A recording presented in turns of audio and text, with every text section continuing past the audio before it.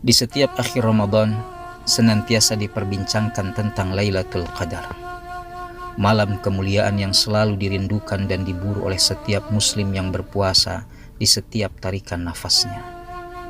Namun, ketika mencari makna dan sosok yang pasti tentang malam Al-Qadar itu, termasuk kapan ia hadir, semuanya menjadi ranah misteri. Wallahu a'lam. Insan beriman hanya berusaha memahaminya di atas keyakinan yang utuh bahwa malam yang disebutkan itu pasti adanya. Allah pun melemparkan pertanyaan retoris sebagai wujud ketidakverbalan mengenai kehadiran malam kemuliaan tersebut. Wa ma adraka ma Lailatul Qadar.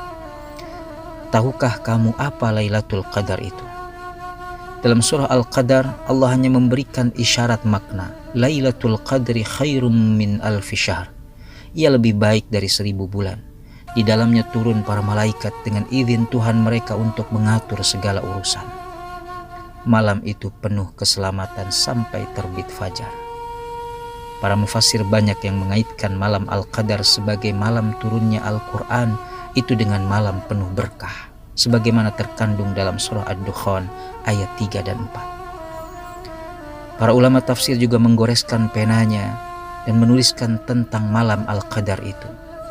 Pembicaraan dalam surah Al-Qadar tersebut adalah tentang malam yang dijanjikan dan disaksikan serta dicatat oleh seluruh wujud dengan penuh kegembiraan, semangat dan kekhusyuan. Malam perhubungan mutlak antara bumi dan alam tertinggi. Malam permulaan turunnya Al-Quran ke dalam hati Nabi Muhammad. Malam peristiwa agung yang bumi tidak pernah menyaksikan malam yang seperti itu dalam keagungan, petunjuk dan dampaknya pada manusia. Para ulama tafsir menyimpulkan, malam Al-Qadar itu begitu agung. Cahaya fajar yang dikemukakan dalam surat Al-Qadar serasi dengan cahaya wahyu ilahi dan cahaya malaikat, juga dengan ruh keislaman yang mengepakkan sayapnya ke seluruh semesta. Pada malam Al-Qadar itu dijelaskan segala urusan, diletakkan nilai-nilai, prinsip-prinsip dan norma-norma. Ditetapkan kadar ukuran yang lebih besar daripada kadar perseorangan, yaitu kadar umat, negara dan bangsa. Bahkan lebih banyak dan agung, yaitu kadar hakikat, peraturan dan hati nurani. Kadang-kadang karena kebodohan manusia mereka lupa terhadap kadar kemuliaan malam itu, hakikat peristiwanya dan keagungan perkaranya, sehingga mereka kehilangan karunia Allah. Lailatul Qadar berada dalam radar yang melampaui pengetahuan manusia.